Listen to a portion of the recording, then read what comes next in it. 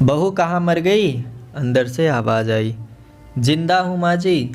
तो फिर मेरी चाय क्यों नहीं आई अभी तक? कब से पूजा करके बैठी हूँ। ला रही हूँ माँ जी। बहू चाय के साथ भुजिया भी ले आई। सास ने कहा, तेल का खिलाकर क्या मारोगी? बहू ने कहा, ठीक है माँ जी, ले जाती हूँ।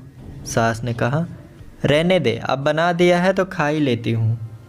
सास ने भुजिया उठाई और कहा, कितनी गंदी भुजिया बनाई है तुमने। बहू, माँ जी मुझे कपड़े धोने हैं, मैं जाती हूँ। बहू दरवाजे के पास छिपकर खड़ी हो गई। सास भुजिया पर टूट पड़ी और पूरी भुजिया ख़त्म कर दी। बहू मुस्कुराई और काम पर चली गई। दोपहर के खाने का वक्त हुआ। सास ने फिर आवाज़ लगाई, कुछ खाने को मिलेगा? बहू ने आवाज़ नहीं दी। सास फिर चिल्लाई, भूखे मारोगी क्या? बहू आई, सामने खिचड़ी रख दी। सास ने गुस्से से, ये क्या है? मुझे नहीं खाना इसे, ले जाओ। बहू ने कहा, आपको डॉक्टर ने दिन में खिचड़ी खाने को कहा है, खाना तो पड़ेगा ही। सास मुंह बनाते हुए, हाँ तू मेरी माँ बन जा। बहू फिर मुस्कुराई और चली गई। आज इनके घर पूजा थी। बहू सुबह 4 बजे से उठ गई। पहले स्नान किया, फिर फूल लाई, माला बनाई, रसोई भी साफ़ की, पकवान और भोज बनाए। सुबह के 10 बज गए। अब सास भी उठ चुकी थी। बहू अब पंडित जी के साथ भगवान के वस्त्र तैयार कर रही थी। आज ऑफिस की छुट्टी भी थी तो उनके पति भी घर पर थे। पूजा शुरू हुई। सास चिल्लाती, बहू ये नहीं है, वो नहीं है। बहू दौड़ी दौड़ी आती और सब करती। अब दोपहर के 3 बज गए थे। आरती की तैयारी चल रही थी। पंडित जी ने सबको आरती के लिए बुलाया और सबके हाथों में थाली दी। जैसे ही बहू ने थाली पकड़ी, थाली हाथों से गिर पड़ी। शायद भोज बनाते हुए बहू के हाथों में तेल लगा था, जिसे वो पोंछना भूल गई थी। सारे लोग तरह तरह की बातें करने लगे। कैसी बहू है, कुछ नहीं आता, एक काम भी ठीक से नहीं कर सकती, ना जाने कैसी बहू उठा लाए, एक आरती की थाली भी संभाल नहीं सकी। उसके पति भी गुस्सा हो गए, पर सास चुप रही, कुछ नहीं कहा, बस यही बोल के छोड़ दिया, सीख रही है, सब सीख जाएगी धीरे धीरे। अब सबको खाना परोसा जाने लगा।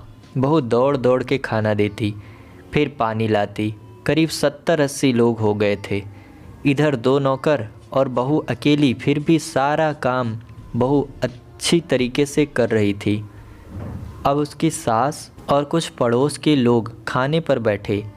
बहू ने खाना परोसना शुरू किया, सबको खाना दे दिया। जैसे ही पहला निवाला सास ने खाया, तुमने नमक नहीं डाला? एक काम ठीक से नहीं करती, पता नहीं मेरे बाद घर कैसे चलाएगी।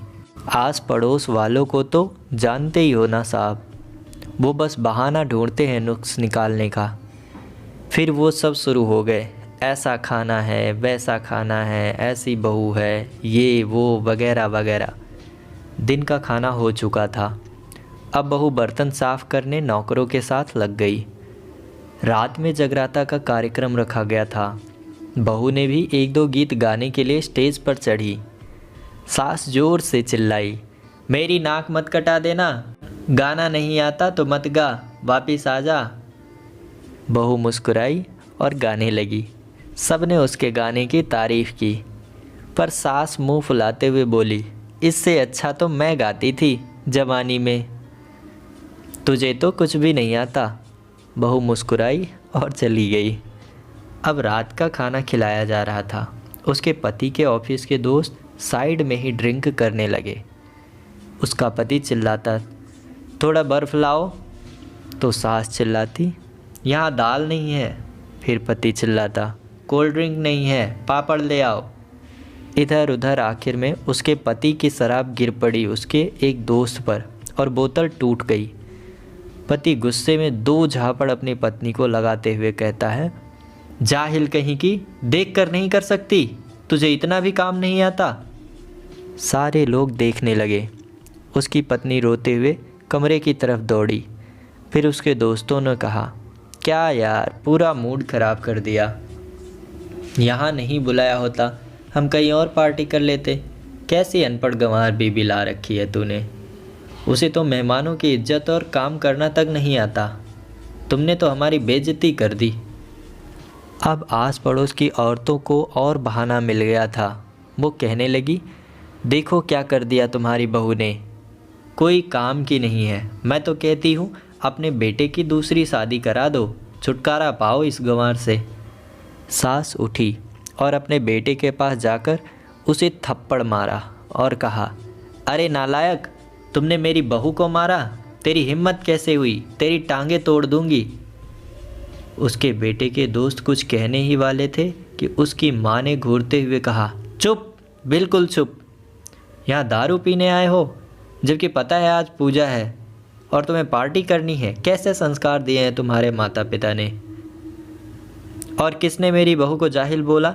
ज़रा इधर आओ, चप्पल से मारूंगी अगर मेरी बहू को किसी ने एक शब्द भी कहा तो। अरे पापी, तूने उस लड़की को बस इसलिए मारा कि तेरी शराब टूट गई। अरे वो बच्ची सुबह 4 बजे से उठी है, घर का सारा काम कर रही है, ना सुबह से नाश्ता किया है ना दिन का खाना खाया, फिर भी हंसते हुए, सबकी बातें सुनते हुए, ताने सुनते हुए घर के काम में लगी रही। तेरे यार दोस्तों को वो अच्छी नहीं लगी। जूते मारूंगी तेरे दोस्तों को जो कभी उन्होंने ऐसा कहा। उसके यार दोस्त चुपके से खिसक लिए। अब सास बहू के कमरे में गई और बहू का हाथ पकड़कर बाहर लाई। सबके सामने कहने लगी, किसने कहा था अपनी बहू को घर से निकाल के दूसरी बहू ले आना? जरा सामने आओ। कोई सामने नहीं आया। फिर सास ने कहा, तुम जानते भी हो इस लड़की के बारे में? ये मेरी माँ भी है और बेटी भी। माँ इसलिए कि मुझे गलत काम करने पर डांटती है, और बेटी इसलिए कभी कभी मेरी दिल की भावनाएं समझ जाती है। मेरी दिन रात सेवा करती है और मेरे 1000 ताने सुनती है, पर एक शब्द भी गलत नहीं कहती, ना सामने ना पीठ पीछे। और तुम कहते हो दूसरी बहू ले आऊं? याद है ना छुटकी की दादी, अपनी बहू की करतूत। सास ने गुस्से से पड़ोस की महिला को कहा, अभी पिछले हफ्ते ही तुम्हें मियाँ बीबी भूखे छोड़ घूमने चले गए थे। मेरी इसी बहू ने 7 दिनों तक तुम्हारे घर पर खाना पानी, यहाँ तक कि तुम्हारे पैर दबाने जाती थी, और तुम इसे जाहिल बोलती हो? जाहिल तो तुम सब हो जो कोयले और हीरे में फ़र्क नहीं जानते। अगर आइंदा मेरी बहू के बारे में किसी ने एक लफ्ज़ भी बोला तो मुझसे बुरा कोई नहीं होगा, क्योंकि ये मेरी बहू नहीं, मेरी बेटी है। बहू सिसकियाँ लेते हुए कमरे में चली गई। सास ने एक प्लेट उठाई और भोजन परोसा, बहू के कमरे में खुद ले गई। सास को भोजन लाते देख बहू ने कहा, अरे माँ जी, आप क्या कर रही हैं? मैं खुद ले लेती। सास ने प्यार से ताना मारते हुए कहा, डर मत, इसमें जहर नहीं है, मार नहीं डालूंगी तुझे। तुझे नई सास चाहिए होगी, पर मुझे अभी भी तू ही मेरे घर की बहू चाहिए। बहू ने अपनी सास को रोते हुए गले लगा लिया। सास भी रो दी और कहा, चल खाना खा ले।